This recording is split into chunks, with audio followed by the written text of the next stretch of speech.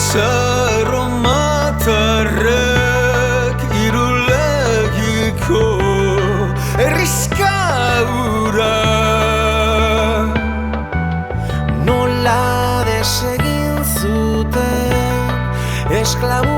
hartuz etxeak errez baina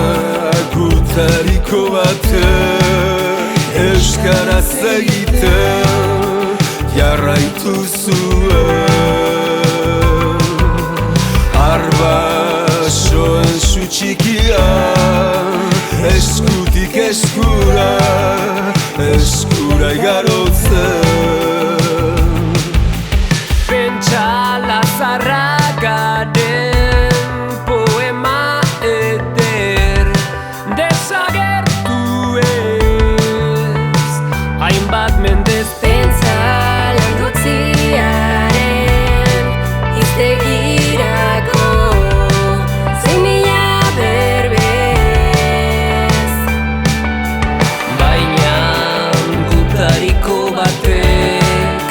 euskaraz egiten jarraitu zuen aurrekoen su txikia eskutik eskura eskura igarotzen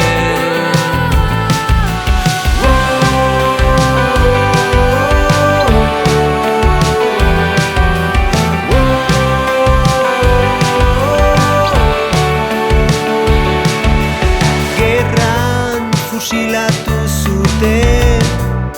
lau aseta Santa Isabelen gure hizkuntza ezin zen inon hitz egin galarazi zen baina gutariko batek euskaraz egiten